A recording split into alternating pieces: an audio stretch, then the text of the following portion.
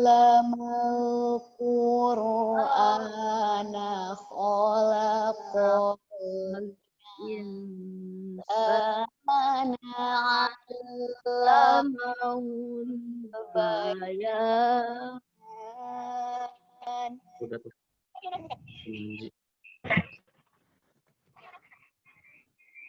Asyamsu wal qamaru bihusbani wan najmu wasyajaru yasjudan.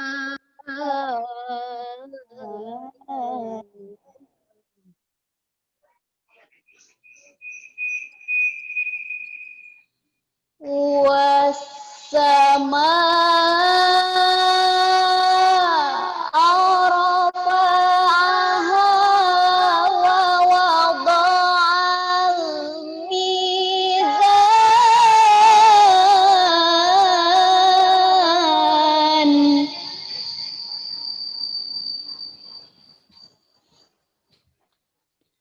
Allah tatghaw fil mizana wa aqimul wazna bil qisti wa la tukhsirul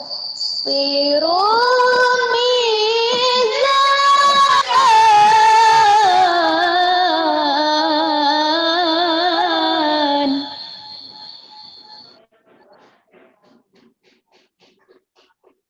Wal arda wada'aha lil anam.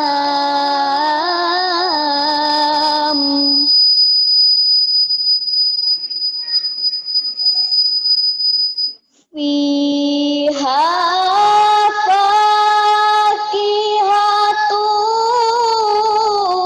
wan nakhlu zatul akmam.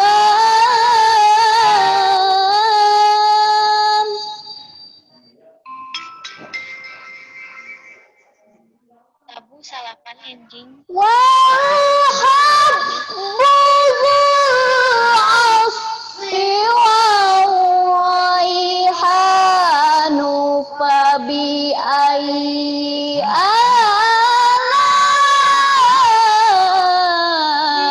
rabbikuma tukadziban.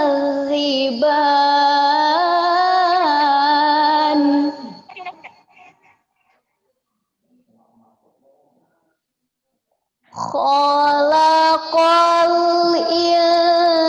insana min salsalin kal fakhar.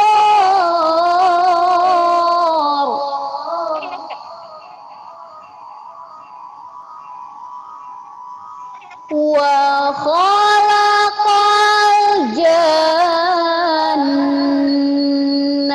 mim marijim min nar.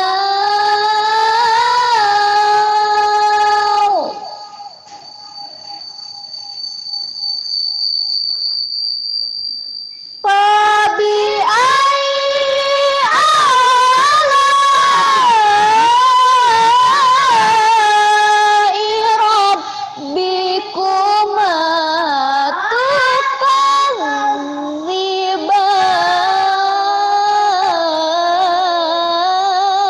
tukadziban. Fabi ayyi ala'i rabbikuma tukadziban. Shadaqallahul azim. Wassalamualaikum warahmatullahi wabarakatuh.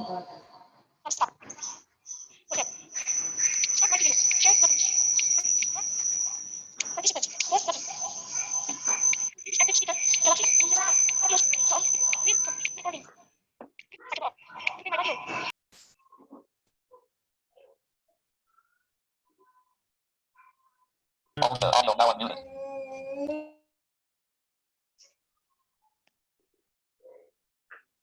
Audio now unmuted. Audio now unmuted. Risma Fauzia Anthony has left the meeting. Risma Fauzia. Halo, si Risma. Apa kabar Risma? No alerts available. No alerts available.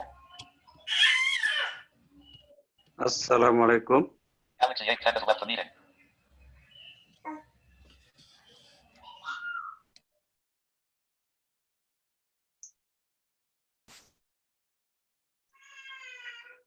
Assalamualaikum. Waalaikumsalam. Waalaikumsalam warahmatullahi wabarakatuh. Ya, saya sudah masuk nih. Sebelum dilanjut ke acara berikutnya, tolong yang tidak berkepentingan audionya mohon dengan kerelaannya untuk di-mute ya. Selanjutnya tadi MC sudah mengatakan Pak Eman silakan untuk memberikan sambutan selaku mewakili wilayah Jawa Barat. Baik, bismillahirrahmanirrahim. Assalamualaikum warahmatullahi wabarakatuh. Innal hamdalillah nahmaduhu wa nasta'inuhu wa nastaghfiruh wa na'udzu billahi min shururi anfusina wa min sayyiati a'malina. May yahdihillahu fala mudilla lahu wa may yudlil fala hadiyalah. Asyhadu an la ilaha illallah wahdahu la syarikalah wa asyhadu anna Muhammadan abduhu wa rasuluhu alladzi la nabiyya ba'da amma ba'd. Ayyuhal hadirun, usikum wa nafsi bitaqullah faqad fazal muttaqun. Wa qala Allah ta'ala fil kitabil karim, a'udzu billahi minasyaitonir rajim, yarfa'u alladziina amanu min utul ilma darajah. Al-ayah. Yang saya hormati Ketua Pengurus Wilayah ITMI Jawa Barat, yang saya hormati seluruh jajaran pengurus wilayah ITMI Jawa Barat, yang saya hormati seluruh pengurus daerah dan seluruh anggota ITMI se-Jawa Barat, dan hadirin ikhwan rahmatullah. Alhamdulillah, puji dan syukur kita panjatkan kepada Allah Subhanahu wa taala karena hari ini kita dapat berkemampuan, masih diberikan segala kenikmatan oleh Allah Subhanahu wa taala untuk memanfaatkan segala waktu yang tersisa melalui berbagai aktivitas. Yang wabil khusus lagi, aktivitas hari ini kita fokus pada bagaimana menuntut ilmu untuk meningkatkan keimanan dan ketakwaan kita kepada Allah Subhanahu wa taala. Semoga segala ikhtiar kita, tekad kita, niat kita yang jauh hari sudah kita azamkan, semoga ada dalam ridho dan qabul Allah Subhanahu wa taala. Hadirin rahimakumullah, sebagaimana yang sudah kita jalankan dan sudah mafhum bersama bahwa pengajian ITMI wilayah merupakan salah satu bagian program yang tak terpisahkan, yang dari waktu ke waktu, dari saat ke saat memang terus kita lakukan demi meningkatkan pengetahuan kita, demi meningkatkan keimanan dan ketakwaan kita kepada Allah Subhanahu wa taala, dan semoga dengan ikhtiar ini segala hal berkaitan dengan kepentingan hidup di dunia dan akhirat dapat kita jalani sebagaimana yang kita harapkan dan kita menginginkan agar kita kelak yaumil akhir nanti atau kelak kita dijemput oleh Allah Subhanahu wa taala dalam kondisi yang husnul khotimah. Ini merupakan upaya kami dari pengurus ITMI Jawa Barat dalam rangka memaksimalkan seluruh potensi dan kemampuan kita serta dalam rangka meningkatkan kualitas keimanan dan keilmuan kita di bidang agama. Tentu ini merupakan suatu kewajiban bagi kita semua yang ketika kita hidup di dunia terus memantapkan ikhtiar untuk menggapai kesempurnaan hidup di dunia dan kita menatap kehidupan akhirat yang jauh lebih kekal dan lebih abadi. Hadirin rahimakumullah, karenanya melalui kegiatan pengajian seperti ini kita akan tetap upayakan terus berlanjut dan tidak akan terputus-putus ketika pengurus wilayah akan berganti tabuk kepemimpinan misalnya. Begitu pula ketika pengurus wilayah atau kepemimpinan di wilayah Jawa Barat akan tetap seperti ini, maka program ini merupakan program yang prioritas utama karena ruh dari ITMI adalah bagaimana kita meningkatkan keimanan dan ketakwaan melalui kegiatan keagamaan seperti halnya pengajian yang akan kita lakukan pada hari ini. Akhirnya, dengan segala kerendahan hati dan memohon kepada Allah Subhanahu wa taala, semoga acara kita hari ini lancar dan diberikan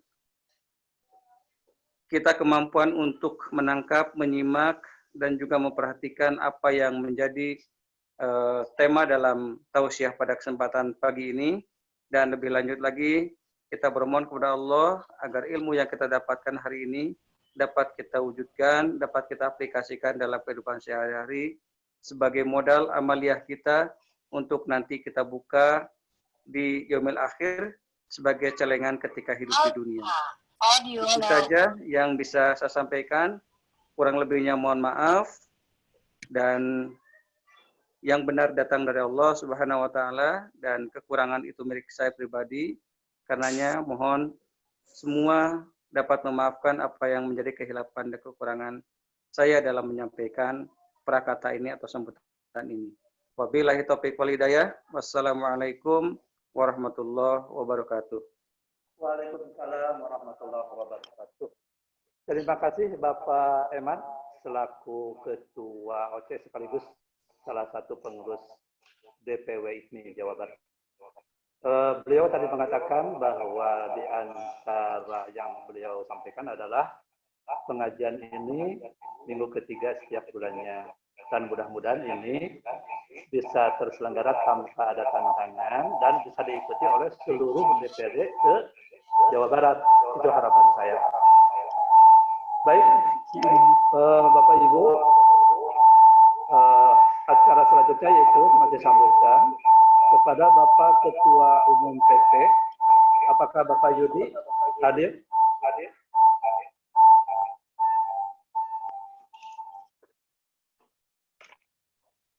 Bapak Yudi,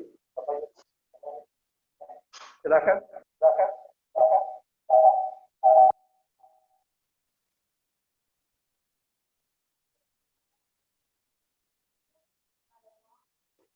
Bapak Yudi.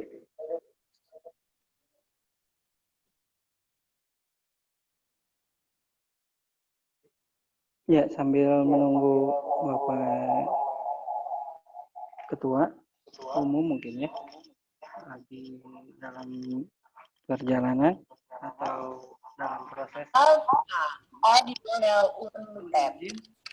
Sekali lagi bagi yang tidak berkepentingan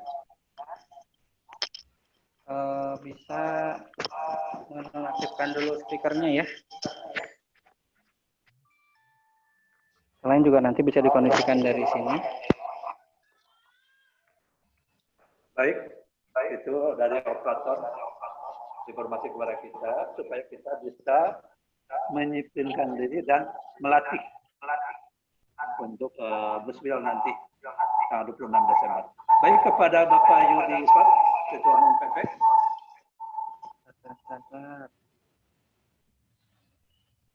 Atau dibantu dari sini, Pak operator?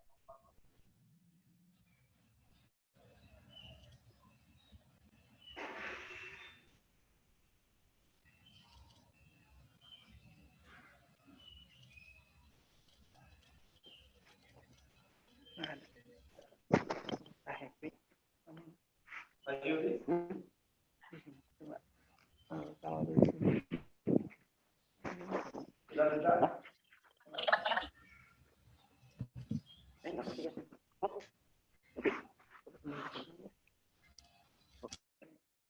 Baik, kalau begitu mungkin Pak Yudi itu ada masalah di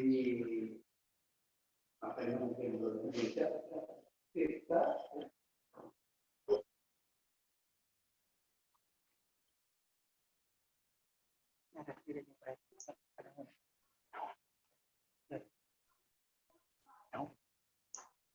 Langsung ya, langsung ke kanan. Kalau mau bertanya, tanya ya Pak. Di sini mana? Ya, langsung aja Pak, langsung. Baik, karena Bapak Yudi tidak hadir, mungkin akan kita lanjutkan ke acara pokok yaitu pengkajian ilmu agama yang akan disampaikan oleh Bapak Ketua Umum DPW IPMI Jawa Barat, Bapak Happy Septian, kepada seluruh jemaah seluruh Jawa Barat menyimak dan tolong mic-nya dimatikan supaya tertib. Dan setelah selesai nanti ada tanya jawab akan dipandu oleh saya sendiri. Kepada Bapak Haji Happy Septian kami persilakan.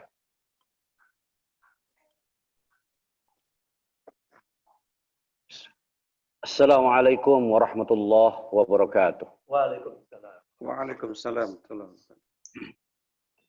Alhamdulillahilladzi anzala as-sakinata fi qulubil mu'minin liyazdadu imanan ma'a imanihim. Asyhadu an la ilaha illallah wahdahu la syarikalah. Asyhadu anna Muhammadan abduhu wa rasuluh. Nawarkan apa ya? Jadi teman kayak iya tahu. Tujuh setengah. Sangat rugi garang.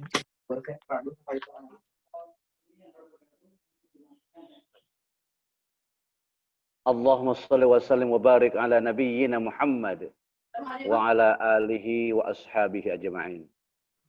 Qala Allah Ta'ala fil Qur'an al-Karim. A'udzu billahi minasy syaithanir rajim. Eta kasih Ramdan.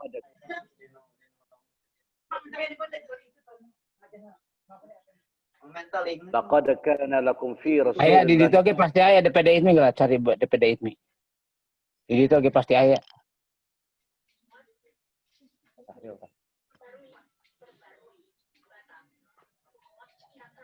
Qala Rasulullah sallallahu alaihi wasallam, "Man 'amila 'amalan laisa 'alaihi amruna fahuwa raddun." Alhamdulillah pada hari ini Ahad tanggal 3 atau juga ada yang menyebut tanggal 2 Safar 1442 Hijriah. Allah masih memberikan kesempatan kepada kita untuk melanjutkan pengabdian kita kepadanya berupa mengisi seluruh kehidupan kita dengan ibadah. Semoga seluruh ibadah yang telah dan akan terus kita lakukan seluruhnya bernilai makbul dan mabrur di sisi Allah Subhanahu wa taala. Makbul manakala kita penuhi seluruh rukun syarat batal haramnya, insya Allah ibadah kita akan makbul alias diterima. Mabrur dalam makna ibadah yang kita lakukan memberikan efek positif dalam kehidupan sosial kita, kehidupan kita sesudah melaksanakan ibadah tersebut. Hadirin jamaah pengajian ITMI Jawa Barat secara virtual yang semoga Allah muliakan kita semua insya Allah. Kita sudah canangkan dalam program kita insya Allah mulai bulan kemarin dan seterusnya kita akan melaksanakan kajian ini secara rutin, secara berkesinambungan, dan semoga makin hari, makin saat, makin lama jemaah kita makin banyak yang mengikuti kajian kita ini. Pematerinya boleh siapa saja dan dari mana saja. Akan tetapi yang penting adalah kesinambungan pembahasan. Sehingga kalau dalam bahasa Sundanya, kita ada hancak. Jadi tidak hanya kajian yang bersifat motivasi, tetapi kajian yang bersifat penggalian dan juga penelaahan. Sehingga kualitas ilmu kita dari hari ke hari, dari saat ke saat, makin mutabaah, makin sesuai dengan apa yang diajarkan oleh Rasulullah Sallallahu Alaihi Wasallam. Pada kesempatan ini saya ingin mengajak kita kembali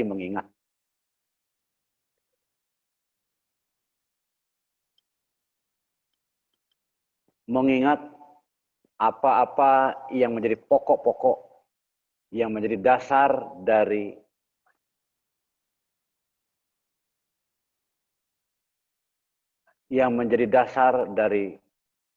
ajaran kita. Saya ingin tegaskan kepada kita semua bahwa Islam, syarat ibadah kita harus kita penuhi. Syarat ibadah, bagaimana caranya ibadah kita diterima, tentu ada langkah-langkah yang harus kita penuhi. Ibadah kita, aktivitas seluruh ibadah kita harus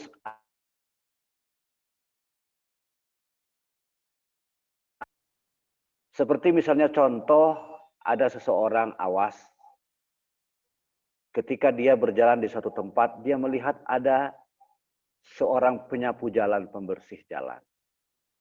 Lalu ada bisikan dalam hati. Kalau dalam bahasa kitanya, aya gerentes hatena. Kurang nggak bisa pasti. Lalu dia mengambil sapu, dia mengambil pengki, dia mengambil segala alat kebersihan, lalu dia membersihkan jalan, bahkan lingkungannya, bahkan hasilnya lebih bersih daripada sang penyapu jalan yang beres. Dia bersihan kota setempat untuk minta gaji. Apa kira-kira yang akan terjadi? Apakah dia akan diberi gaji? Pasti tidak. Kenapa tidak? Karena dia tidak dikenal. Tidak ada dalam rencana pemerintah kota tersebut misalnya untuk menggaji dia. Kenapa dia memang tidak diberi SK? Jadi apa yang harus kita lakukan dalam agama ini mestilah ber-SK. Apa SK-nya? SK-nya apa yang disampaikan oleh Rasulullah Shallallahu Alaihi Wasallam dalam hadis yang diriwayatkan oleh Bukhari Muslim yang diterima dari Aisyah radhiyallahu anha. Hadis ini tidak salah dalam susunan kitab Arba'in. Rasulullah Shallallahu Alaihi Wasallam menyatakan, "Man amila amalan laisa alaihi amruna fahuwa raddun." Siapa yang melakukan suatu amal yang tidak didasarkan kepadaku, contoh dariku, kata Rasulullah. Nah, dalam hadis yang lain, hadis yang cukup panjang, saya bacakan hadisnya. An Anas bin Malik radhiyallahu anhu qol. Dari Anas bin Malik radhiyallahu anhu, semoga dia diridhai oleh Allah Subhanahu wa ta'ala. Dia atau beliau bercerita kepada kita. Ja'a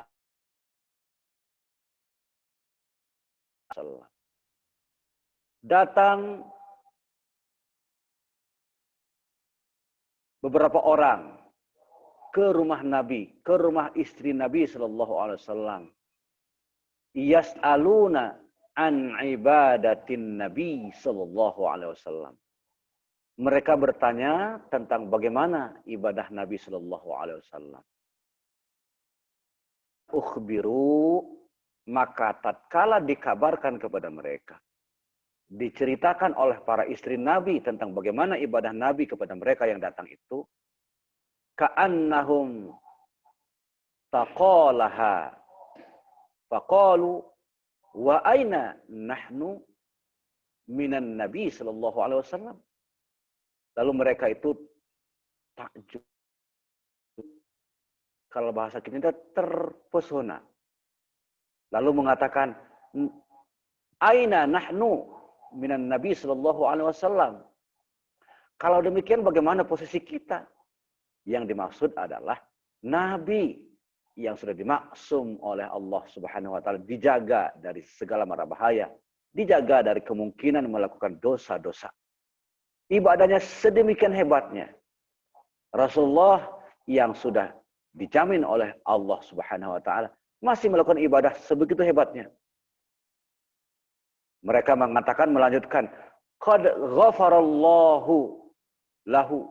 Sungguh Allah sudah mengampuni semua dosa-dosa Nabi itu. ma taqaddama min zambihi, baik yang sudah lalu, wa ma ta'akhkhar, baik yang akan datang. Jadi rombongan yang tadi itu datang bertanya kepada istri Nabi itu terkagum-kagum betapa hebatnya ibadah Nabi Shallallahu Alaihi Wasallam. Padahal dosa-dosa Nabi yang lalu dan yang akan datang sudah diampuni oleh Allah Subhanahu Wa Taala. Qala ahaduhum, berkata salah seorang di antara mereka, amma ana, adapun saya, fa usallil laila abadan. Sebagian mereka berkata, kalau begitu Nabi saja yang diampuni dosanya, yang dimaksum abdan syakura itu, begitu hebat ibadahnya, kata salah seorang di antara mereka, fa usallil laila abadan. Kalau begitu saya akan menghabiskan seluruh malam saya untuk sholat. Seluruh malam saya untuk sholat. Wa qala akhar, berkata yang lain, ana asumud dahra wala uftiru.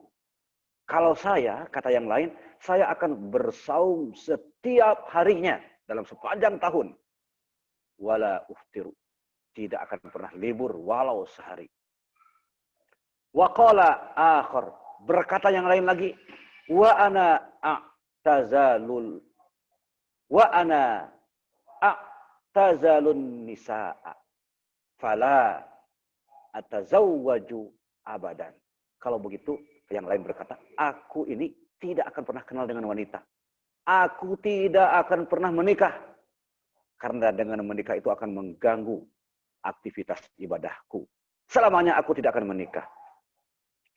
Faja'a Rasulullah sallallahu alaihi wasallam. Maka tiba-tiba Rasulullah datang kepada mereka, mendengar ucapan mereka. Faqala, Rasulullah bersabda, antumul qaumul latina qultum kaza wa kaza. Kalian yang berkata begitu dan begitu dan begitu. Kalau bahasa kitanya Rasulullah agak marah kepada mereka. Kamu yang ngomong begitu, begitu, begitu, begitu. Omongan yang tadi itu ya. Kaza wa kaza. Amma wallahi. Kata Rasulullah, sungguh demi Allah, inni la akhsyakum. Orang yang paling takut kepada Allah dibandingkan kalian. Jadi siapapun kalian, kata Rasulullah, aku adalah orang yang paling takut lebih daripada kalian. Wa atqakum, dan aku adalah orang yang paling bertakwa kepada Allah. Lebih dari kalian. Lakinni, adapun aku, tetapi aku walaupun orang yang paling takut kepada Allah lebih dari kalian. Walaupun orang yang paling bertakwa lebih dari kalian. Asumu wa uftiru. Aku saum, tapi aku juga berbuka. Wa usalli wa arkudu. Aku ini salat dan juga aku ini tidur. Wa tazawwajun nisaa. Dan aku menikahi beberapa perempuan. Faman raghiba an sunnati, kata Rasulullah, siapa orang yang membenci sunnahku, falaisa minni, sungguh dia tidak termasuk ke dalam golonganku. Jadi ibadah mengikuti apa yang Rasulullah Shallallahu ajarkan kepada kita itu adalah bagian dari mengikuti sunnah beliau, mengikuti ajaran beliau. Dan kalau kita enggan untuk mengikuti itu semua, maka falaisa minni, kata Rasulullah.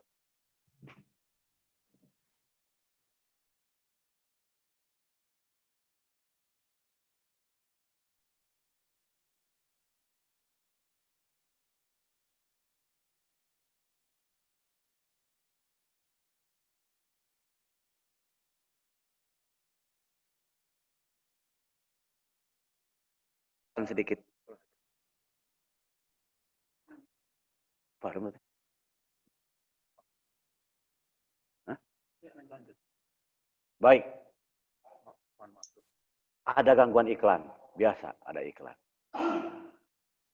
Ya, jadi artinya apa yang akan kita lakukan dalam hal Islam itu, maka seluruhnya harus menduplikasi apa yang diajarkan oleh Rasulullah SAW.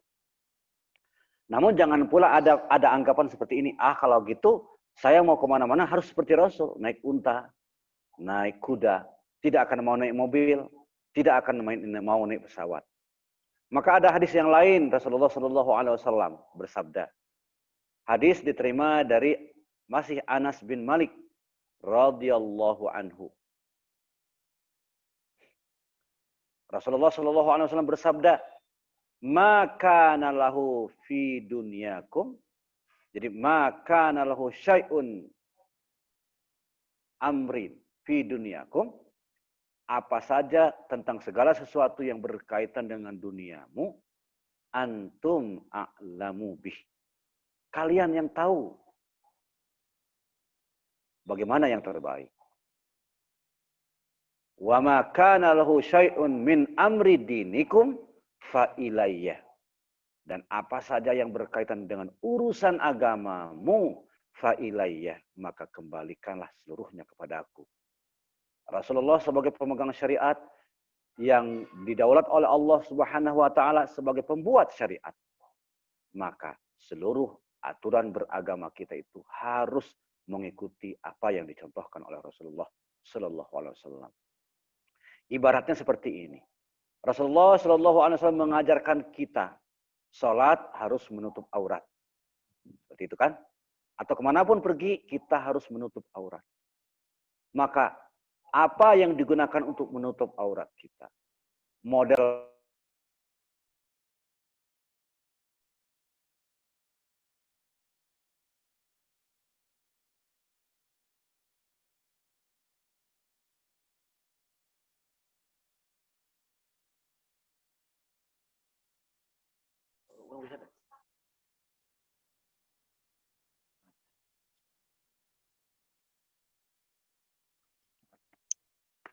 ya, itulah banyak gangguan ini.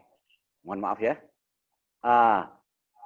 Sekali lagi, harus mutabaah, harus mengikuti apa yang dicontohkan oleh Rasulullah. Kalau tidak, maka bangkar lamun cek bahasa urang mah. Percuma orang ibadah, lamun teu nurut ka Rasulullah sallallahu alaihi wasallam. Lalu bagaimana peran ulama? Bagaimana peran ustaz? Bagaimana peran haji? Dan lain-lain. Apakah mereka juga harus kurang digugu? Iya, harus kurang digugu. Sepanjang apa yang mereka nasihatkan kepada kita, ada dasarnya. Saya berfatwa, berkata seperti itu dan seperti ini, ada dasarnya. Ada ayat, ada hadisnya. Jadi mun beragama mah, lain kumaha ramena, da biasana oge. Nah, itu tidak ada dalam kamus kita beragama. Jadi tiba heula urang teh salat begitu misalnya, maka mulai hari ini mari kita periksa kembali salat kita. Mari kita periksa kembali seluruh ibadah kita. Apakah ibadah yang kita lakukan berdasarkan dalil Al-Quran atau hadis atau tidak? Kalau tidak, mari kita kembali lagi. Mari kita kembalikan lagi. Kalau tidak tahu bagaimana? Fas'alu ahla dzikri in kuntum la ta'lamun. Demikian Allah mengajar kita. Kalau kita tidak mengerti tentang sesuatu urusan dalam agama, fas'alu ahla dzikri in kuntum la ta'lamun. Maka bertanyalah kalian kepada ahlinya kalau kalian belum tahu. Dan kalau sudah diberitahu kita juga tidak mau tahu, tidak mau mendengar, cuek saja misalnya, maka Allah menyatakan wala taqfu ma laisa laka bihi ilmun innas sam'a wal basara wal fuada kullu ulaika kana anhu mas'ula. Janganlah kalian ikut-ikutan, membebek, membeyok tentang urusan agama yang tidak pakai ilmu. Sesungguhnya pendengaranmu, penglihatanmu, dan hatimu seluruhnya akan dimintakan pertanggungjawabannya di sisi Allah Subhanahu wa taala.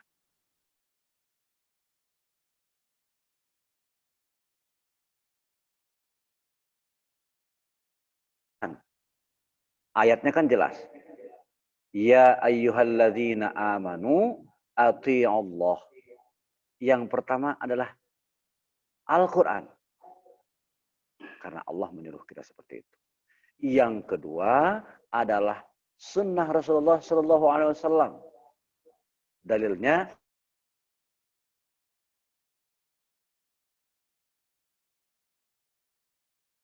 ayat yang ke-21. Wa in kuntum tuhibbunallaha fattabi'uni. Allah mengatakan, wahai Muhammad, katakanlah kepada umatmu, katakanlah kepada manusia, jika engkau mencintai aku, fattabi'uni.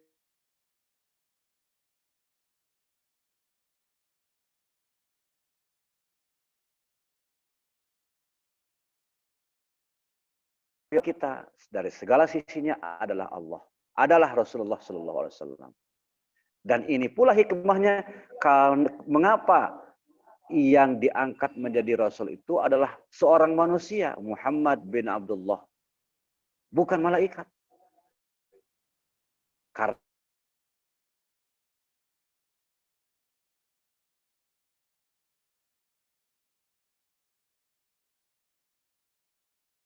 mungkin kita akan berkata, "Da pantas itu mah malaikat." Segala rupanya beda jeung urang.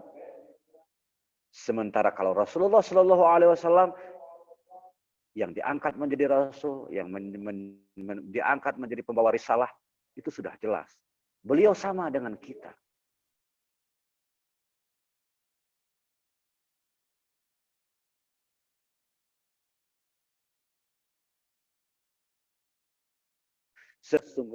Sesungguhnya aku adalah manusia biasa seperti kalian. Bedanya, aku adalah diberi wahyu. Jadi, contoh ideal kita adalah Rasulullah. Dan pasti kita mau, dan pasti kita bisa mengikutinya jika kita mau. Hadirin,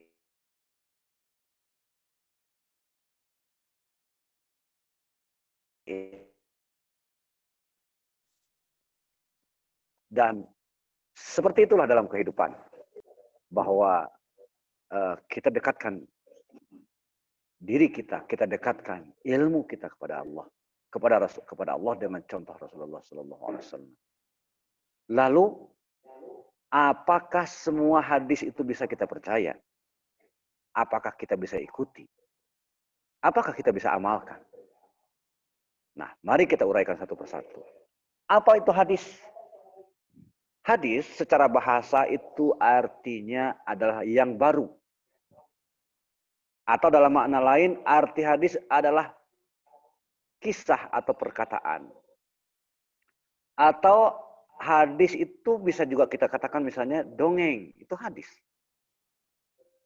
Sementara yang dimaksud dengan hadis Rasulullah Sallallahu Alaihi Wasallam atau sunnah Rasulullah Sallallahu Alaihi Wasallam adalah ma udifa ilan Nabi Sallallahu Alaihi Wasallam qaulan au fi'lan au taqriran. Segala sesuatu yang diucapkan, segala sesuatu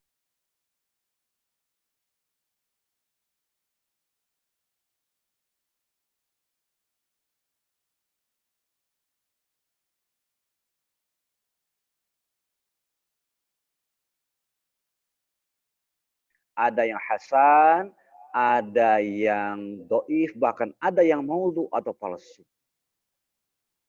Nah, cina begitu. Kenapa hadis itu ada yang palsu, ada yang doif, ada yang sahih?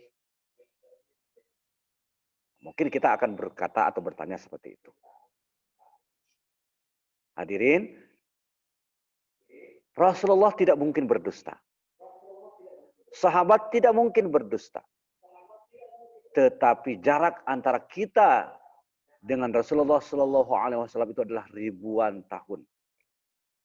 Ibarat air murni datang dari sumbernya yang murni, diisi dalam wadah yang bersih, pasti bersih. Tetapi makin ke hulu, makin ke hilir maksudnya, air itu mungkin akan semakin kotor. Dia akan terkontaminasi oleh berbagai hal dan berbagai sebab. Polusi, longsor, dan hal-hal lain akan berpotensi untuk mengotori air tersebut. Ibaratnya seperti itulah kira-kira hadis atau sunnah Rasulullah Shallallahu Alaihi Wasallam. Dalam perjalanannya sampai kepada kita, hadis atau sunnah Rasulullah itu bisa saja terkontaminasi atau tercampur dengan berbagai hal. Sebabnya, memang di zaman Rasulullah hadis itu tidak ditulis, tidak boleh ditulis.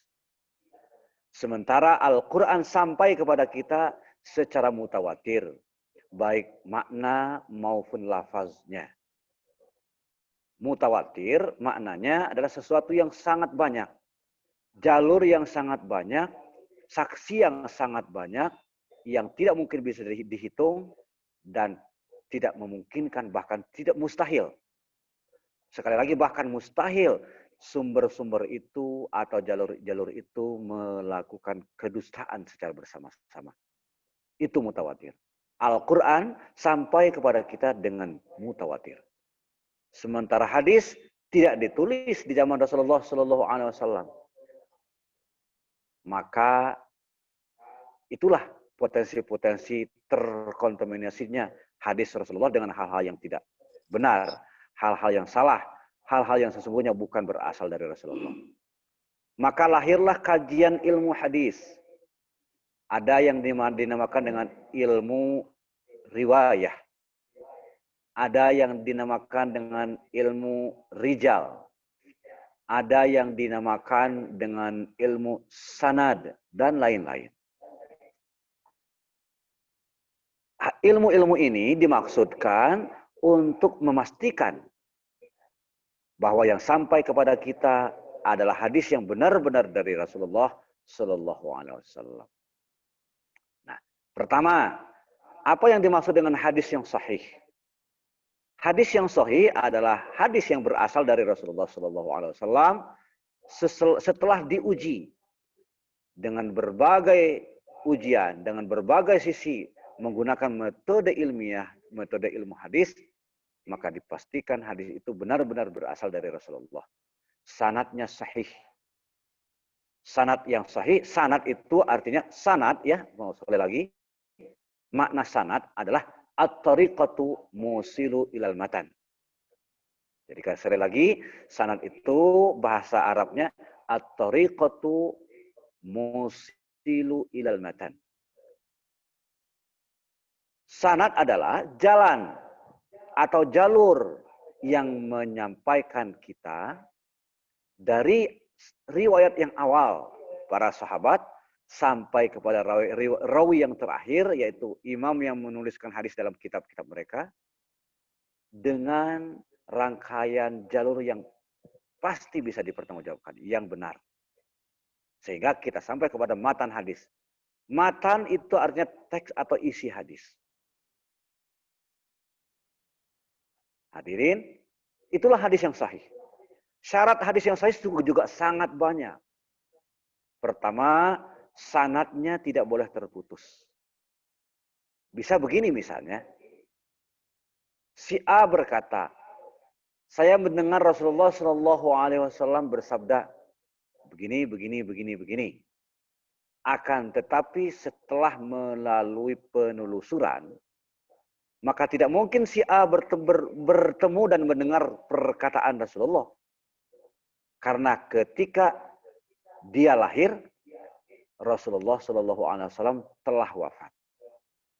Ketika si A tidak menyebutkan dari mana hadis itu dia peroleh, rangkaiannya sampai kepada Rasulullah, maka hadis dikatakan batal atau lemah. Hadis yang diterima atau dibawakan oleh si A itu dikatakan sebagai hadis yang lemah, tidak bisa digunakan. Itu berat syaratnya. Kemudian syarat hadis sahih misalnya,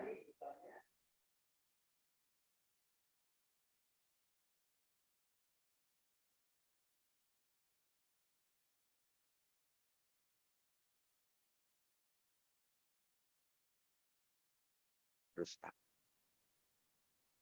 Ada kisah ketika Imam Bukhari rahimahullah ingin mendapatkan hadis dari seseorang yang katanya beliau punya hadis dari Rasulullah.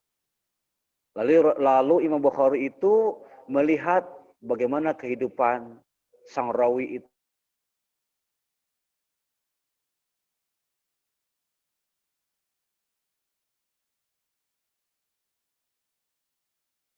Rawi itu iming-imingi ternak itu dengan makanan, diiming-imingi sehingga ternaknya kembali masuk ke kandang. Sesudah ternak itu masuk ke kandang, maka makanan yang tadi diiming-imingkan kepada ternak itu enggak jadi dikasih. Jadi itu hanya mengiming-imingi saja. Maka Imam Bukhari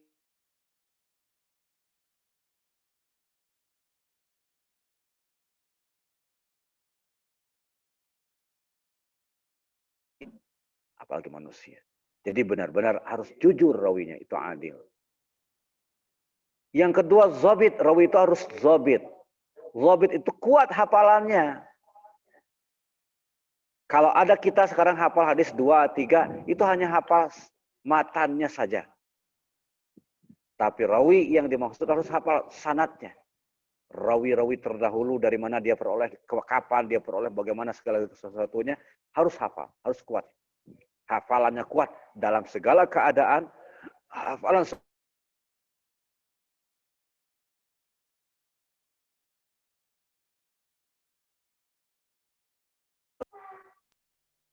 yang pertama, zabtus sadri.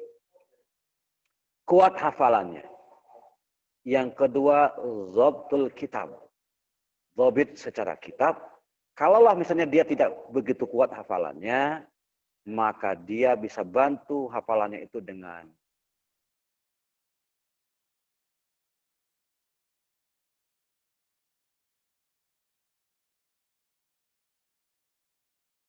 yang berbahagia.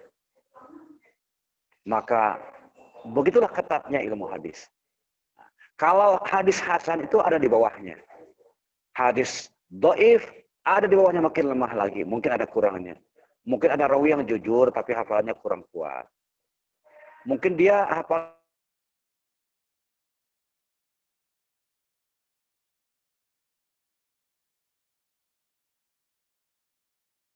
mana serius, mana main-main. Tidak bisa. Itu hadisnya dhaif. Dan yang paling parah adalah hadis maudhu. Hadis palsu. Yang diada-adakan, mengatasnamakan Rasulullah Shallallahu Alaihi Wasallam. Dan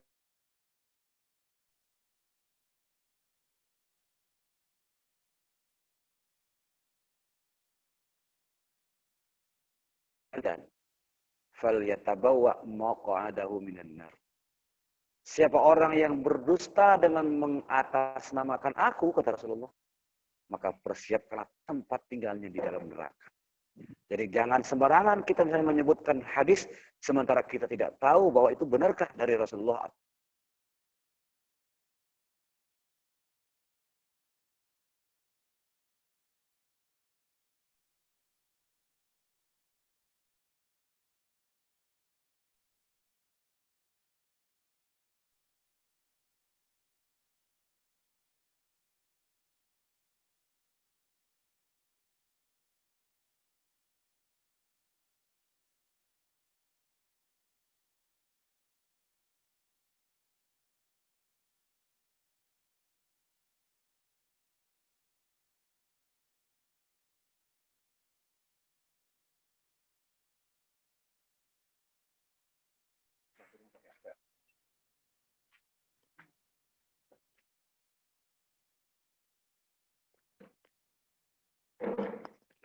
Ya. Ini di atasnya. Ya, baik. Semoga kita tetap istiqomah. Hadirin ikhwatul iman yang berbahagia. Ini ada selingan suka-duka kita dalam bermeeting Zoom itu ya seperti inilah. Nah, namun dari ini semua kita punya dasar untuk melakukan evaluasi. Apa kurang, apa yang harus diperbaiki, maka insya Allah kita akan makin sempurna. Inilah gunanya kita uji coba dan beruji coba. Hadirin ikhwatu iman yang berbahagia. Sesudah kita mengetahui ini semua, maka tidak ada jalan lain bagi kita untuk melakukan review, melakukan revisi tentang apa yang kita lakukan selama ini dalam ibadah kita. Dalam hal misalnya sekarang ini COVID-19, maka fatwa ulama benar harus kita dengar. Apalagi anjuran pemerintah benar harus kita dengar. Tapi mari coba kita kembalikan. Apakah itu mereka dasarkan kepada sabda Rasul atau tidak? Atau hanya bagian. Dan semoga dari hari ke hari, dari saat ke saat, kita bisa melakukan hal terbaik agar kualitas ibadah kita, kualitas ilmu kita, kualitas agama kita makin baik.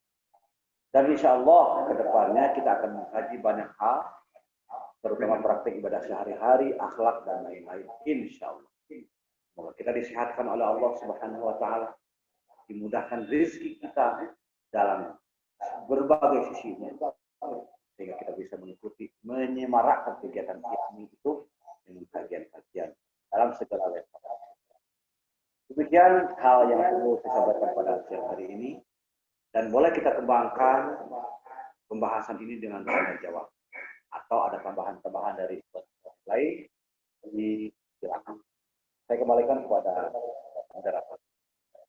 Baik, terima kasih kepada seluruh anggota ITMI Jawa Barat untuk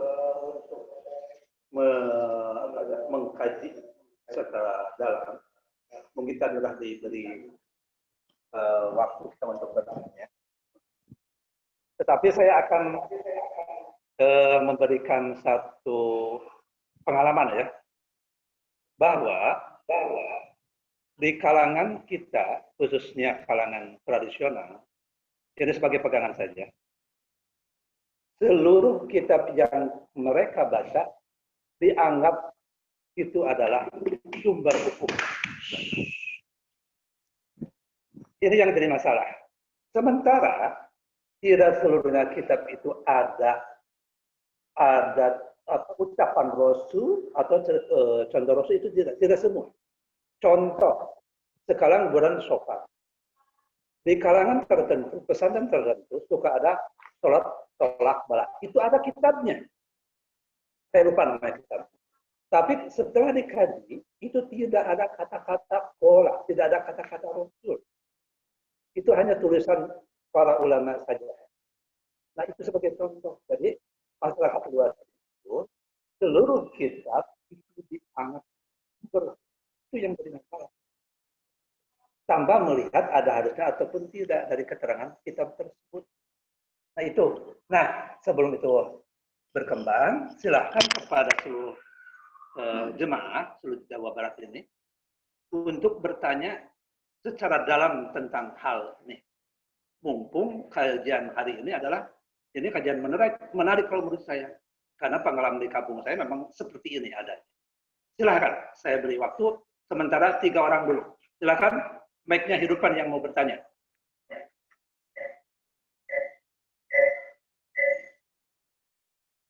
Silakan. Mau dari kota mana? Kabupaten mana? Atau benua mana?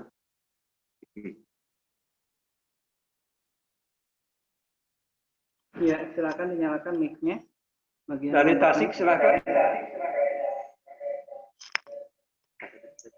Sebelum nunggu yang lain, boleh saya dulu, Pak? Boleh, Pak Iman, silakan. Siap, terima kasih. Saya menu yang lain aja nih, Maya, sebagai stimulus saja, nggak apa-apa. Ya, terima kasih kesempatannya. Pak Happy, tadi Pak Happy menyampaikan bahwa segala hal berkaitan dengan pelaksanaan peribadatan, ini harus mencontoh dan harus apa yang sesuai dengan yang dilakukan oleh Rasulullah SAW. Pertanyaan di saya adalah, ini kita mungkin barangkali di tengah-tengah masyarakat banyak menemukan berbagai variasi dalam melakukan hal ibadah. Pertanyaan sederhananya adalah, bagaimana kita mengingatkan bagaimana cara kita untuk menyampaikan kepada mereka-mereka yang katakanlah bukan menyimpang dalam arti ibadah, tapi yang melakukan ibadah tetapi itu tadi falaisa minni, tidak sesuai dengan yang dicontohkan oleh aku. Terkadang kan kalau kita menyampaikan salah, terkadang kita kalau menyampaikannya kurang bagus, itu bisa diartikan sebagai menggurui atau kita lebih tahu. Bagaimana seharusnya kita menyampaikan segala hal itu supaya diterima oleh mereka dengan baik, kemudian kita juga menyampaikan hal yang terbaik yang sesuai dengan Rasulullah tadi.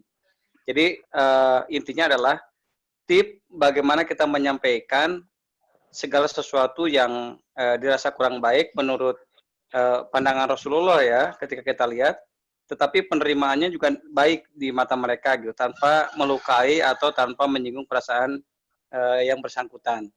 Itu saja Pak Epi, mohon dijelaskan dan tipsnya mohon secara konkret Pak Epi ya. Terima kasih. Baik, terima kasih Pak Imam atas pertanyaannya. Boleh langsung? Mau langsung Pak Epi atau mau ditampung dulu? Oh, terima katanya mau langsung aja. Silakan Pak Epi. Baik, itu masuk dalam wilayah fiqh dakwah. Allah berfirman dalam Al-Quran surah An-Nahl surat 16 ayat yang ke-10. Ud'u ila sabili rabbika bil hikmah wal hasanah wa jadilhum billahi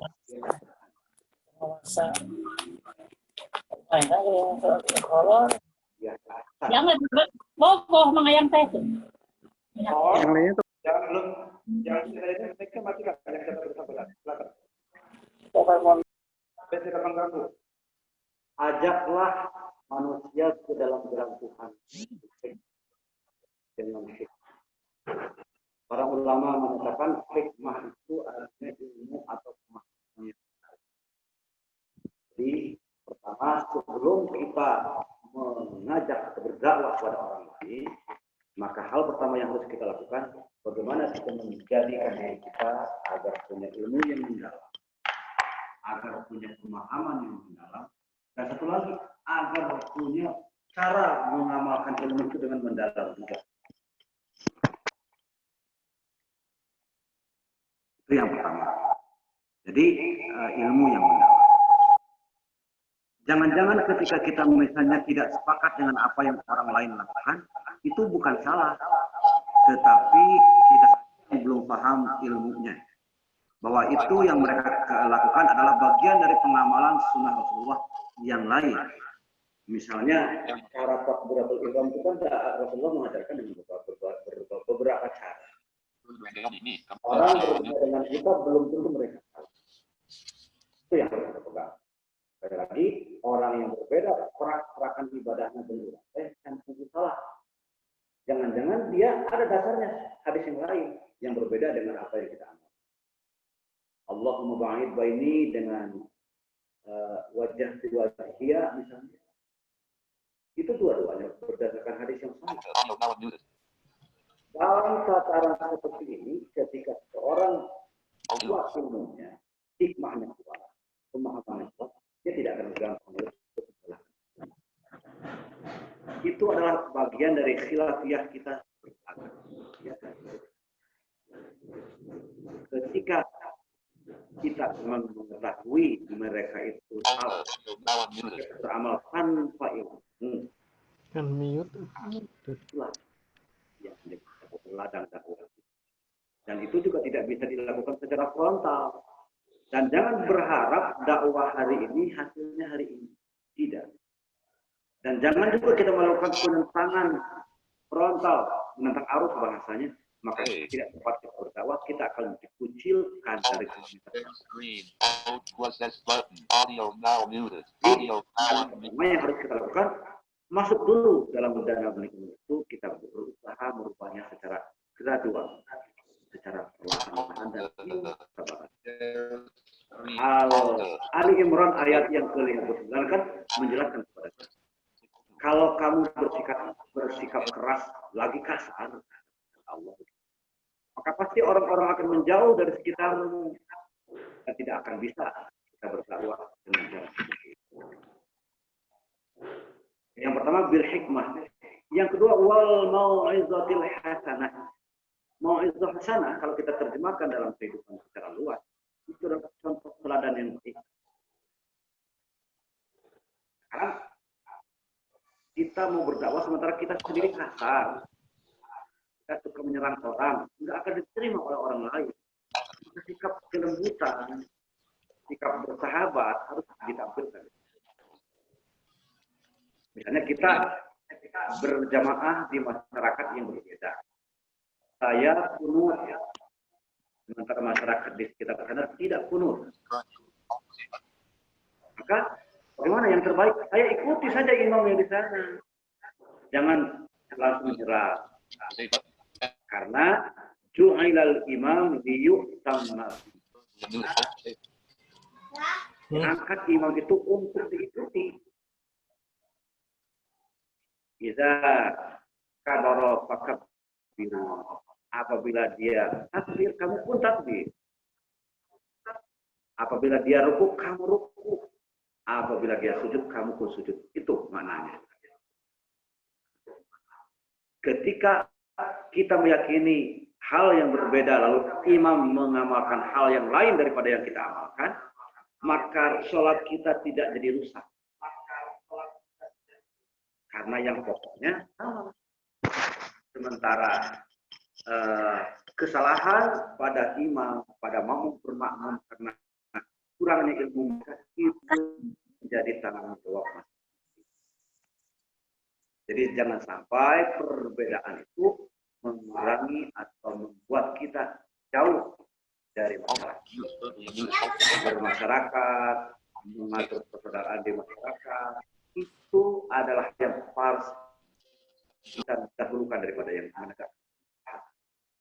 Darul mafasid muqaddam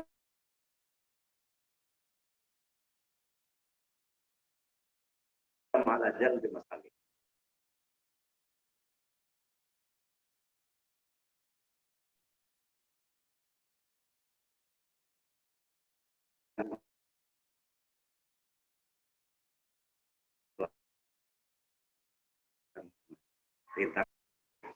Jadilhum billati hiya ahsan. Berdiskusi, mengadakan kajian-kajian di masjid itu, di tempat itu dengan cara yang baik. Nah, kalau kita sudah memperoleh kepercayaan masyarakat, mudah kita menyampaikan. Kalau tidak bisa sendiri, kita bisa mendatangkan ustaz-ustaz yang kredibel untuk menyampaikan itu atas rekomendasi kita. Dan pasti kita dibolehkan karena memang mereka sudah mempercayai. Tapi kalau jurang terlebih dahulu kita gali, jangan harap kita bisa berlaku. Tidak akan ada harga kita, martabat kita, kehormatan kita di masyarakat. Jadi jangan frontal, jangan kasar, dan jangan fleksibel. Ini dakwah harus gradual. Ini kita gampang dakwah di kalangan sesama muslim. Bayangkan generasi terdahulu berdakwah pada golongan yang bukan Islam, Hindu, Buddha, dan lain-lain. Tentu lebih berat. Jadi fitur dakwahnya harus benar-benar Islam. Terima kasih, mudah-mudahan ada yang takut, tetapi masih kurang sehingga bisa mencari lebih dalam. Baik, terima kasih Bapak Ustadz Haji Happy. Tadi saya memberi catatan 3 orang, sekarang tinggal 2 lagi, silahkan. Sebentar sebelum dilanjutkan, mohon untuk rekan-rekan yang mau berbicara, yang khususnya demikian muslim ya, agar Assalamualaikum. saya Sebentar Pak. tidak setelah dipersilakan oleh presenter baru boleh bicara ya. Karena tadi ada yang sudah di mute dari sini, dinyalakan lagi, di mute, dinyalakan lagi gitu ya. Harusnya mengerti ketika di mute, kalau itu suasana di rumahnya mau mengganggu sehingga ditutup gitu ya. Mangga silakan Pak. Baik, barusan Bapak Yayat akan bertanya. Silahkan Pak Yayat, yang lain tolong mic-nya matikan. Iya, kedengaran ini? Halo? Halo, assalamualaikum. Sebentar Pak Yayat. Pak Yayat dulu, Pak Yayat dulu.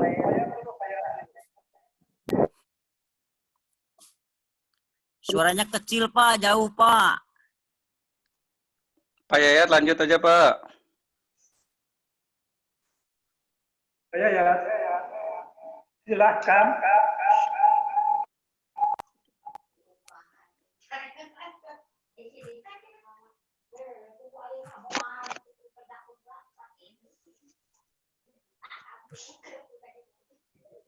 Itu mic-nya jangan dibuat di echo, jangan di echo mic-nya itu.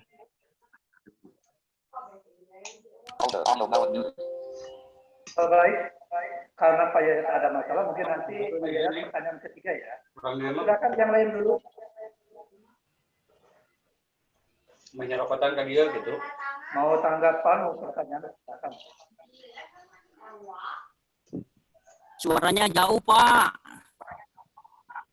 Ya, silakan. Ada. Silakan, Pak Yayat, silakan. Ya, terima kasih. Apresiasi buat pengurus wilayah ITMI Jawa Barat yang telah berupaya dengan berbagai keadaan untuk tetap memelihara thalabul ilmi ya. Yang kedua, ini kadang-kadang di antara kita kan bahwa berdakwah itu wajib.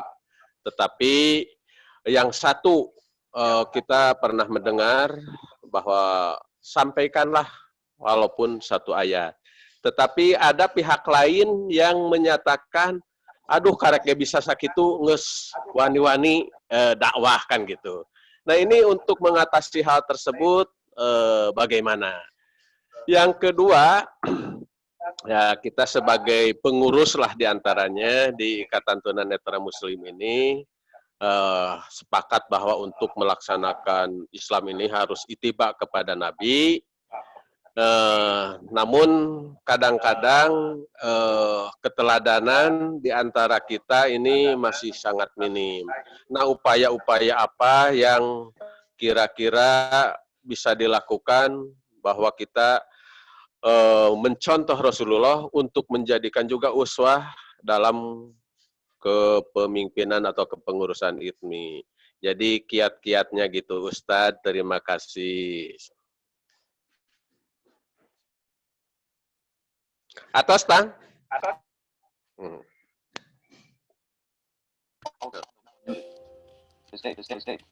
Mohon ke pengarsana Bapak Yayat, wah ya pertanyaannya mantap. Beginilah, yang pertama, sebentar izin.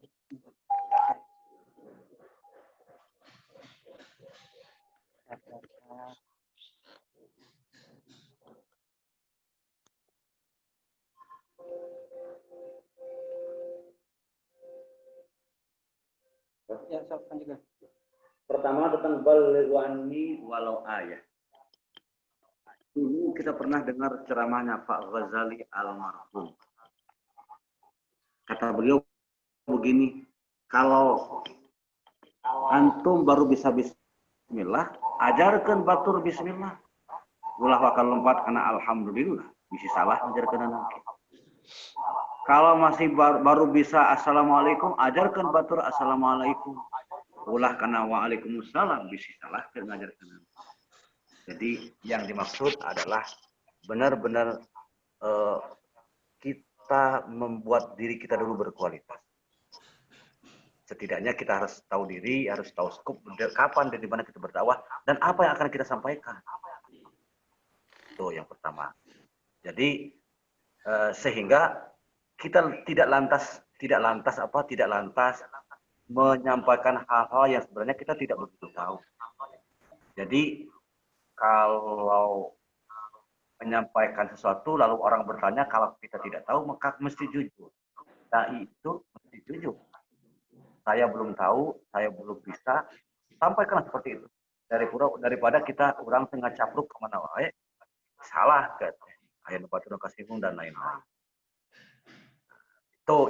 Itu apa hal dari saya itu seperti itu. Yang kedua, bagaimana kita mendekatkan uswah hasanah dari Rasulullah itu untuk diterapkan dalam kalangan kita minimal dari sisi aspek kepemimpinan. Maka yang harus kita cari adalah bagaimana sih sebenarnya teladan Rasul tentang kepemimpinan.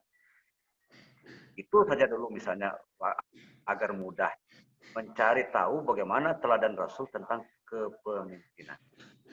Bahwa Rasulullah itu adalah multifungsi, multitalenta, multi juga tugasnya, pemimpin dari berbagai sisi. Beliau adalah orang yang sangat sibuk. Kurang dengan boga pemajikan hiji, dikasih aja tugas. Satu, kita udah kelimpungan. Sementara Rasulullah yang berbarengan beliau ada, istrinya 9 orang. Beliau pemimpin negara, beliau Rasulullah, beliau adalah pemimpin militer, beliau kepala keluarga dan lain-lain. Tapi bisa dilaksanakan dengan benar, dengan tepat. Itu yang harus kita punyai. Rasulullah tidak memimpin dengan emosi. Rasulullah tidak memimpin dengan nafsu. Tapi Rasulullah memimpin atas dasar petunjuk Allah. Atas dasar kelembutan. Atas dasar ilmu manajemen yang baik.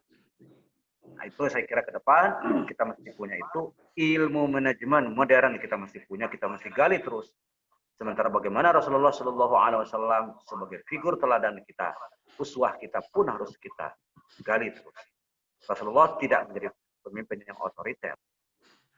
Ketika misalnya perang Khandaq, Rasulullah menyatakan kita berperang dalam kota saja. Banyak hal yang bisa kita peroleh, keuntungan yang bisa kita dapat kita berperang dalam. Kita menguasai kota ini, menguasai segala seluk-beluknya, sementara musuh tidak tahu.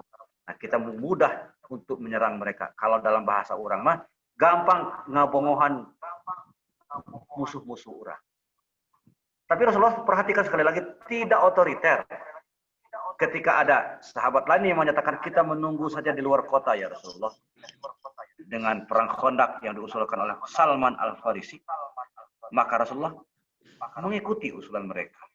Jadi Rasulullah tegak, kaku. Ketika itu benar, logis, dan realistis, Rasulullah terima. Beliau tidak menggunakan otoritas tertinggi sebagai pemimpin itu untuk segala sesuatunya, untuk menguasai segala-galanya tidak. Itu yang harus kita gali terus dan kita gali terus. Solusi secara organisasi barangkali pelatihan kepemimpinan, kaderisasi dan lain-lain itu mesti kita galakkan. Nah, dalam konteks ITMI Jawa Barat barangkali inilah dosa saya, inilah kesalahan saya selama 5 tahun terakhir ini kurang untuk mengadakan kegiatan seperti itu.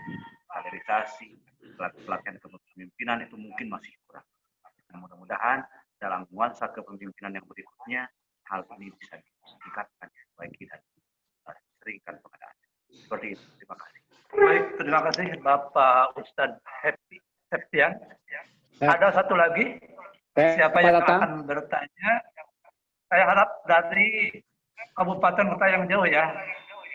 Silakan. Lagi Pak Haji Sahril. Udah, yang lain aja dulu.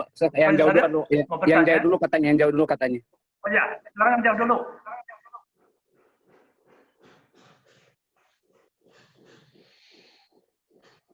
Belum ada Pak. Nanti sambil setelah Pak Haji Sahril, tolong nanti yang dari radio barangkali ada yang bertanya ya. Silakan Pak Sahril. Karena yang dari jauh tidak ada, silakan. Yang mau cek boleh. Ya, terima kasih Pak Ustadz Hefi. Dari segi penjelasan Pak Ustadz, saya kira sudah cukup gamblang dan lengkap, saya kira jelas. Hanya saya mungkin komentar sedikit.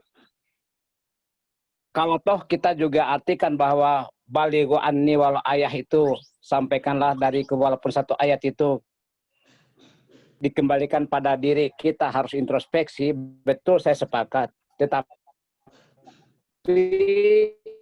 jangan kemudian karena kita harus introspeksi, lalu kemudian dakwah itu tidak terjadi. Itu juga jangan sampai terjadi. Karena ada prinsip juga kan dalam Islam bahwa walaupun itu datangnya dari tempat yang kotor, tapi sekiranya itu baik, maka kita terima. Itu ya. Pertama itu. Jadi dakwah bukan karena introspeksi, kemudian juga tidak terjadi dakwah. Toh tantangan dakwah itu di zaman Rasul juga begitu keras kan, bahkan datang dari keluarga. Saya kira kalau tantangan dakwah itu sudah biasa. Karena memang namanya berdakwah itu kan disebutkan kulil haqq walau kana murran, pahit. kita menyampaikan dakwah itu pasti pahit. Pahitnya apa? Bisa ditolak, bisa dicemooh, kamu baru juga bisa satu ayat, baru juga bisa bismillah sudah berdakwah. Itu mah sudah biasa yang kita hadapi. Jadi maksud saya, bukan berarti kita harus introspeksi, kemudian kita menghilangkan esensi tugas kita sebagai pendakwah, apapun yang bisa kita sampaikan. Karena bisa jadi satu sisi kita jelek, tapi di sisi lain ada kebaikan yang bisa kita dakwakan kepada orang lain. Karena masing-masing orang itu punya potensi masing-masing dari segi kebaikan maupun keburukannya. Itu yang perlu saya tanggapi seperti itu. Yang kedua, bahwa di ITMI, kalau saya sih jelas, Al-Quran kan mengatakan, A'udzubillahi minasyaitonirrajim, ku anfusakum wa ahlikum nar. Bagaimana sih menunjukkan keteladanan, keuswahan di ITMI? Tadi oleh Pak Ustadz Hefi sudah dijelaskan begitu gamblang, dengan latihan, pengkaderan, dan sebagainya, akan diprogramkan ke depan. Tetapi yang lebih penting menurut saya adalah ku anfusakum wa ahlikum nar, mulai dari diri sendiri. Nah, sekarang bagaimana pengurus ITMI itu bisa memberikan keteladanan kepada anggota. Misalnya sholat, ada yang sedang acara misalnya kan, kita programkan sedang harus segera sholat. Ini memberikan contoh bahwa kita sedang memberikan contoh pada anggota, kalau lagi ada rapat, kalau waktu sudah sholat sudah datang, ya kita kita pending dulu. Itu juga adalah contoh yang konkret. Ya, itu mungkin tanggapan saya, dan ada juga tanggapan tadi seperti Pak Eman tadi nanyakan bagaimana strategi berdakwah, ada yang berbeda-beda seperti tadi. Saya kira itu yang dihadapi oleh dakwah kita dari dulu kan, semenjak sampai sekarang ini kan begitu, dakwah kita tantangannya luar biasa. Oleh karena itu ya kita, kalau kita siap berdakwah, siap dengan risiko, tantangan yang kita hadapi pula, termasuk cemoohan atau pelecehan.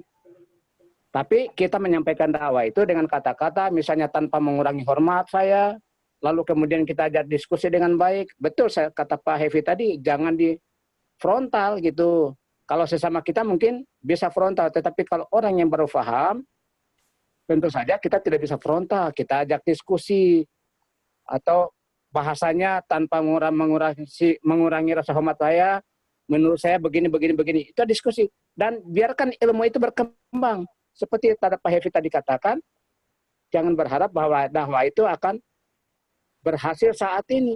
Nabi Muhammad saja prosesnya lama kok, bahkan tantangannya luar biasa. Saya kira itu aja Pak Hefi. Mohon maaf saya sedikit tanggapi supaya juga kita lebih lebih luas lah itu. Terima kasih Pak Tatang. Assalamualaikum warahmatullahi wabarakatuh. Waalaikumsalam warahmatullahi wabarakatuh. Baik, sebelum dijawab oleh Pak Haji Happy, saya akan menyampaikan dulu pengalaman saya di ITMI ya. Tadi ada materi ini tentang contoh bahwa kita ini adalah bagian dari contoh, karena kita, apalagi yang punya gelar ustadz, itu harus memberikan suatu pelajaran kepada anak buah, gitu, kepada bawahannya, hal-hal yang positif. Kalau masalah sholat, ya itu sering terjadi. Tetapi hal-hal yang dalam muamalah keseharian, seringkali saya menemukan teman-teman di antara kita tepika contohin dalil ngagorolang, hafalan ngagorolang, tapi tina kahirpan sapopoyana pisan dicontohin. Mungkin kalau didetailkan itu tidak baik, tetapi itu terjadi di ITMI ini. Nah, silakan Pak Epi untuk menanggapi masalah ini, karena yang dipikirkan adalah siapa? Generasi kita. Dengan di ITMI karar itu, tak ulah sampai kaya bahasa modal itu. Ya, silakan Pak Epi. Baik, yang pertama saya ingat dengan firman Allah. A'udzubillahi minasyaitonirrajim. Kabura maqtan 'indallah an taqulu ma la taf'alun. Amat besar murka Allah kepada orang yang hanya bisa ngadalil macam bahasa orang. Ngan ukur bisa ngadalil bari jeung manehna teu mampu kana ngamalkeun eta dalil. Ibarat lilin anu bisa nyaangan ka sekelilingnya, tetapi diri sendiri malah jadi terbakar. Maknanya adalah betul kita memulai dari diri sendiri, ku anfusakum wa ahlikum nar. Benar. Diharapkan dari lingkungan yang paling kecil membesar, dan membesar, meluas dan meluas. Dakwah itu dakwah apa? Tazkiyatun nufus dulu, membersihkan diri sendiri, kemudian keluarga, lingkungan sekitar dan terus menerus sampai keluar. Itu sepakat saya. Yang berikutnya adalah potensi-potensi yang kita miliki itu memang beragam, akan tetapi prinsipnya satu, niatnya satu adalah ingin menyampaikan Al-Quran dan Sunnah Rasul, ingin mendapatkan jariah dari itu semua, bukan yang lain, bukan ingin mendapatkan penghargaan, bukan ingin mendapatkan apalagi materi dan lain-lain, apalagi biar disebut ustadz, bukan seperti itu. Tetapi sekali lagi ingin mendapatkan jariah dari itu semua, itu saja niat. Lakukanlah itu dengan ikhlas, maka insya Allah itu akan beda nanti dorongannya, beda nanti rasanya kepada umat, kepada jemaah. Lalu yang lainnya adalah tadi dibilang kita harus memulainya, melakukannya dengan sabar, betul. Harus dilakukan dengan sabar dakwah. Tidak seperti makan cengek, hari ini makan, hari ini saat itu juga pedas, tidak. Tapi mungkin dakwah itu seperti kita minum, makan herbal. Mungkin efek jangka panjangnya yang boleh kita peroleh. Hari ini kita berdakwah, belum tentu umat sejaman kita ini akan merasakan, akan kita lihat, akan kita ketahui. Ketika Rasulullah dilempari di Taif, kata malaikat Jibril, biarlah aku timpakan gunung kepada mereka biar mereka mati. Kata Rasulullah tidak. Innakala apa bukan?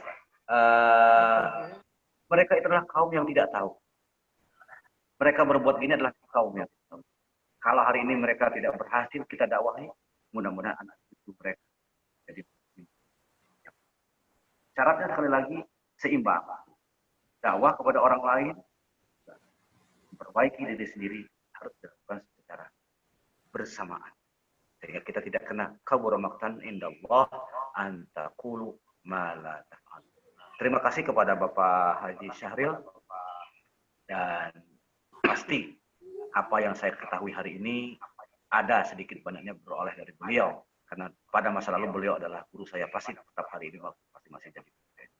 Ilmu beliau ada yang saya amalkan, pasti ada.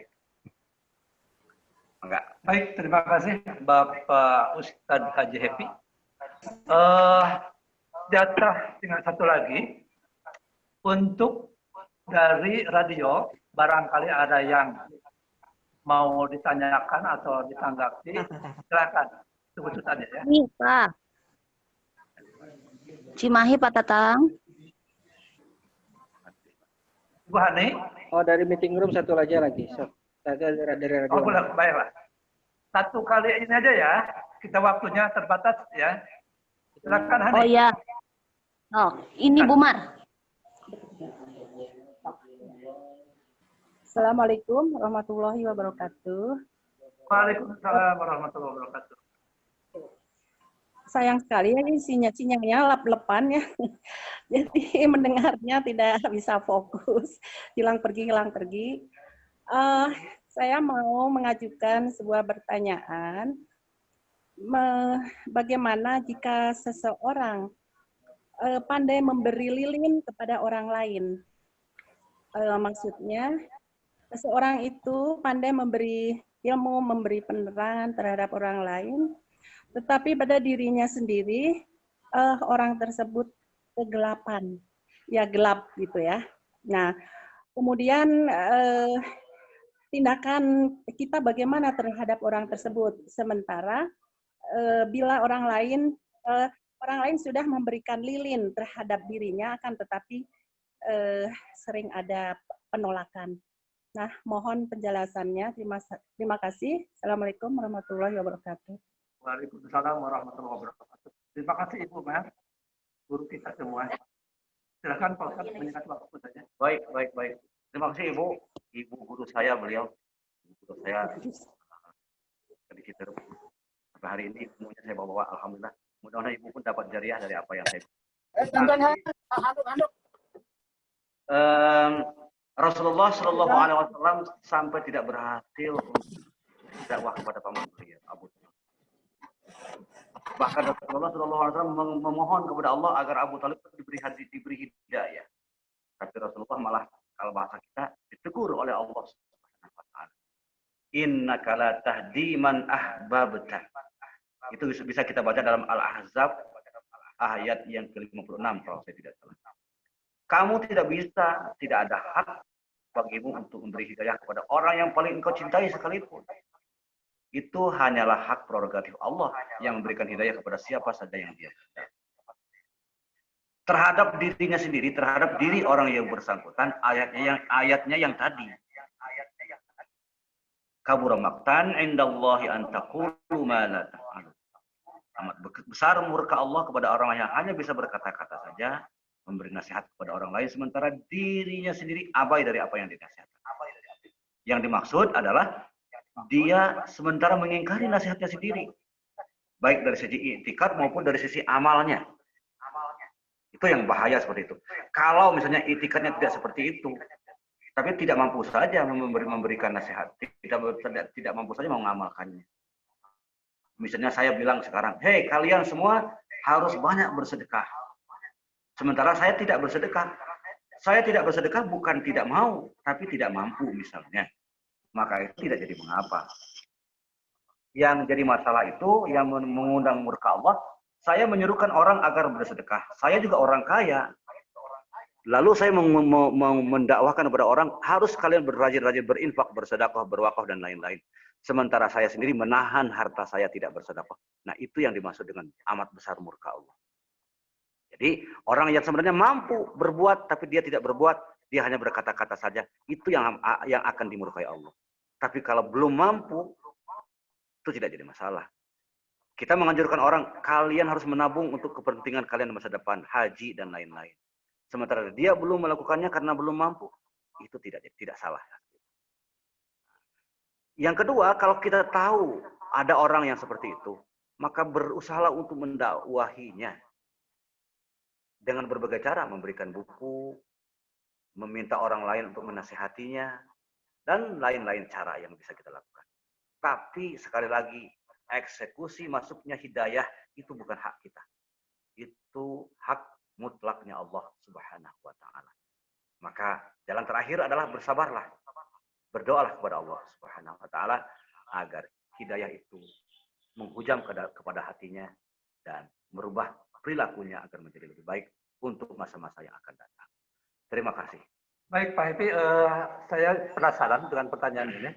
Coba dilanjutkan, bagaimana kalau datang dari dirinya sendiri, dari pribadinya, bahwa dia itu bisa melaksanakan ibadah tetapi tidak bisa meninggalkan maksiat, itu gimana Pak Happy? Ibadah orang yang seperti itu belum dikatakan ibadah yang benar. Ibadah yang benar adalah ibadah yang sesudah melakukan ibadah mampu menjaga perilakunya, ucapannya, dan pikiran-pikirannya dari bermaksiat kepada Allah Subhanahu wa Ta'ala. Kita perhatikan prinsip salah satu saja, misalnya salat. Inna sholata tanha 'anil fahsya'i wal munkar. Sesungguhnya salat itu harusnya mampu menjaga orang untuk melakukan perbuatan yang keji dan munkar. Kapan? Sesudah salat. Sekarang saya salat di masjid bagus, bacaannya hebat. Ayat hafalannya banyak, tapi perilaku saya di masyarakat buruk. Bertolak belakang dengan hikmah salat. Bertolak belakang dengan ajaran salat. Musyrik masih dijalankan misalnya, kesombongan masih diumbar misalnya. Padahal jelas salat itu Allahu Akbar. Allah saja yang maha besar. Padahal jelas, iyyaka na'budu wa iyyaka nasta'in. Hanya engkau, kepadamu kami minta tolong. Dan hanya kepada engkau kami beribadah. Dan hanya kepada engkau pula kami minta pertolongan. Itu sudah jelas. Sementara saya melakukan hal yang di luar itu, sebaliknya dari apa yang saya sampaikan, saya doakan dalam salat, itu tidak benar, berarti ibadahnya gagal. Ibadah yang benar itu, ibadah yang makbul dan mabrur itu adalah baik tata cara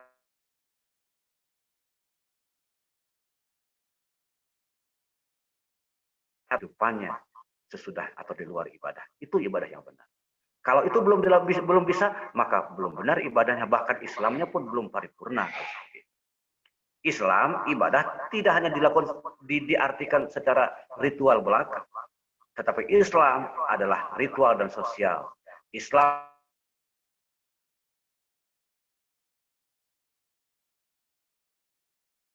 kita bangun tidur sampai kita tidur kembali, dari mulai kita dalam kandungan sampai kita dimasukkan ke dalam liang lahat, itu semua diatur oleh Islam. Itu yang harus menjadi pegangan kita selama-lamanya.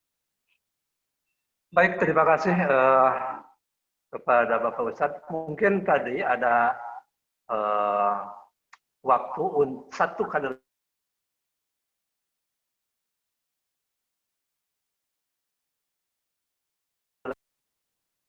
dari radio saja sekarang, yang lain tidak. Dari radio ternyata operatornya nggak bisa. Tapi kita masih bisa mendengar, cuman operatornya tidak bisa menyampaikan. Oke. Ke sini ada something. Baik, kalau begitu mungkin kita akhir saja ya, kalau begitu. Tetapi sebelum saya akhiri, saya penasaran, apakah Bapak Yudi Yuspat hadir, Ketua Umum PP? Beliau menyimak.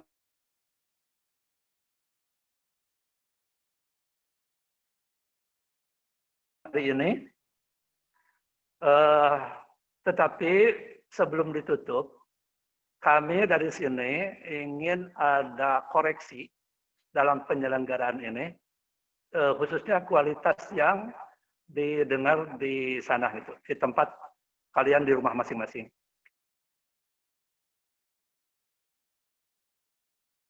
Sekarang ataupun mungkin nanti ya Pak ya, lewat WA atau bagaimana caranya nanti mungkin ke depannya.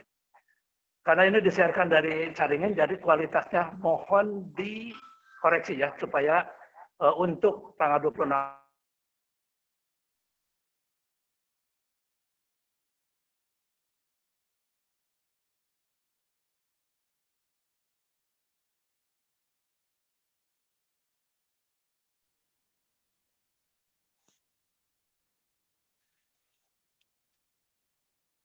Kamahana euy.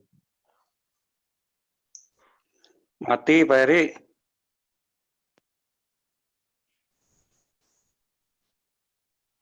Nah, Parum. Parum. Gangguan teknis.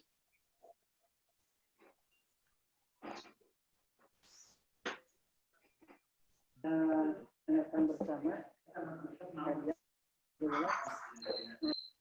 Mohon koreksinya saja dari Tuh, ieu saha gambar manuk ya? Kita manuk di luar was asup. Tewak atuh tewak. Manuk nu nyasap da masalah jalan. Mohon atunya abdi pamit ka sadayana hatur nuhun. Kawan apa ya? Ustad Happy da teu disuguhan lah. Konstruksinya virtual, Payat. Mohon, yang jelas ya apresiasi. Keduanya mungkin kualitas suara, ini kaitan dengan sinyal dan nggak tahu kuota mungkin ya. Mungkin ya. Itu aja. Semoga kedepannya lebih baik ya.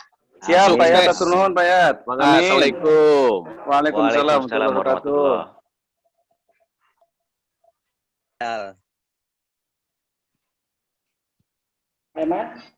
Ya, Samanto. Assalamualaikum. Waalaikumsalam warahmatullahi wabarakatuh, Pak Edin. Abdi ge pamit mundur ngupingkeun deui wungkul. Nya saya di abdi man teu sinyal sadayana sae. Suwanten sae. Bang mencerang. Di abdi mati 10 kali, mati 10 kali. Di abdi man teu lancar sae mencerang kumaha malam-malam gitu. Kumaha posisi tempat, Pak? Abi nu di gunung ya teh. Oh. Abdi di Gunung Bentang eta janten ieu sinyalna teu nepi. Air rapat gabungan kamari abdi bade lebet sesas panginten duka sinyal duka naon rapat kamari. Assalamualaikum. Waalaikumsalam. Abdi Anu kamari mah berarti Pak Aidin. Nyanya duka da abdi halo teu ieu teh aya nu ngawaler oh berarti ieu mah duka sinyal duka naon langsung Padahal diantos teh Pak Aidin teh. Mohon abdi teh bade lebes sesah halo assalamualaikum mungkin oh berarti teh aya nu ieu. Mohon. Ya gitu lah ada punten. Assalamualaikum ya aya deui ieu ujengeun ya. Iya, mangga Pak Wilujeng Pak, mudah-mudahan lancar. Amin.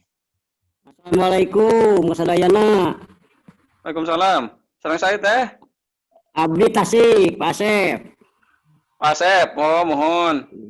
Hatur nuhun kasadayana sae normal pisan, mulus. Mohon. Nya ieu kangge modal kaping 20 genep ke ieu Pak Asep. Lan kangge latihan modal kangge kaping 20 genep Desember engke kangge muswil ieu teh. Ade. Iya, mudah-mudahan terwujud dengan bagus. Amin. Oke, Pak Asep. Saya nama. Lan? Pak Asep, ulah waka mundur, Pak Asep. Ulah waka mundur. Kedap abi hoyong naroskeun ye. Ya, siap. Kumaha kamari teh garam dapur kaitanna sang corona teh kumaha? Mana keluarnya? Duka tuh. Kumaha garam dapur tiasa nyembuhkeun corona teh kumaha sing? Duka kata kuningan dah. Kuningan. Cenah kudu ngaheungheum garam dapur, cenah geuningan dina lak-lakan disimpen. Di kuningan atau Di kuningan sanes ti Pak Asep teh. Kuningan. Sanu kantos nobian gitu ngaheum garam dapur gitu. Abi diamurkeun deui gitu. Oke, itu. Aduh. Kadang beli doi Pak tong ieu.